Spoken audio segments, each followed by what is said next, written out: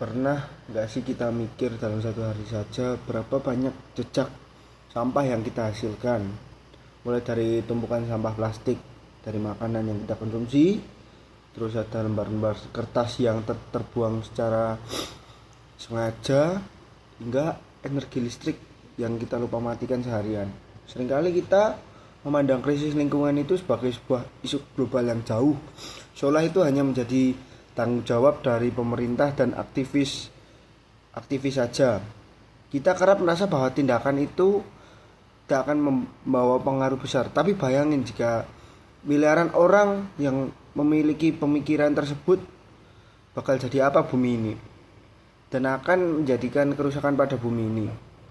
Bumi ini adalah hakikatnya adalah rumah bersama, sebuah ekosistem paling utama dan tertutup, di mana setiap tindakan yang kita memiliki berdampak berantai ke ekosistem yang lainnya. Merawat rumah ini tidak selalu menuntut kita untuk langsung melakukan gerakan yang berskala besar. Hal ini justru dimulai dari hal-hal yang kecil dan kebiasaan sehari-hari serta penerapan disiplin pribadi.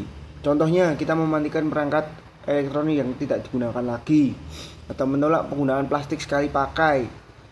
Saat membeli minum, kita lebih baik membawa tumbler sendiri. Nah, itu bisa sebagai upaya.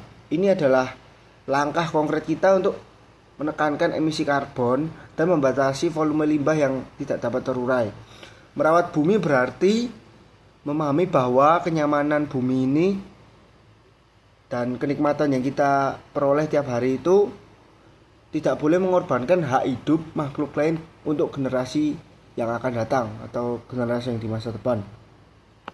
Perubahan paradigma memang memerlukan proses. Perubahan kebiasaan ini, kita tidak dituntut untuk langsung menjadi individu yang sempurna tanpa menghasilkan sampah, tapi hal yang paling krusial, yang paling utama adalah kesadaran kita, komitmen, serta konsistensi kita dalam menjaga.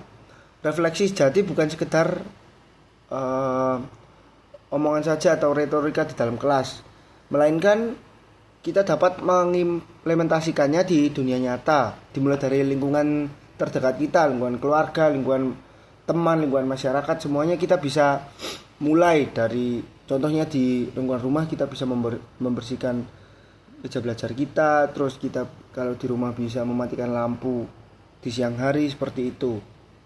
Nah, sebuah rumah yang kokoh hanya dapat bertahan jika seluruh penghuninya ikut merawatnya. Jadi kita harus merawat bumi ini supaya semua ekosistem yang ada di bumi ini dapat merasakan kenyamanan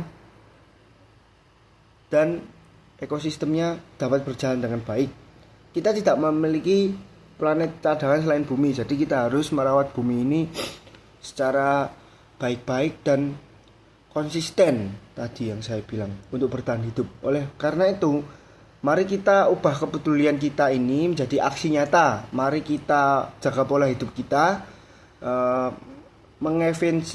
mengefisiensi penggunaan energi yang kita gunakan, dan merawat lingkungan sekitar demi kenyamanan dan keberlanjutan hidup kita di masa depan. Saya Jonathan Andrew Wijayakusuma dari Meka 25 absen 21. Bersama-sama kita menjaga bumi, rumah kita bersama. Terima kasih.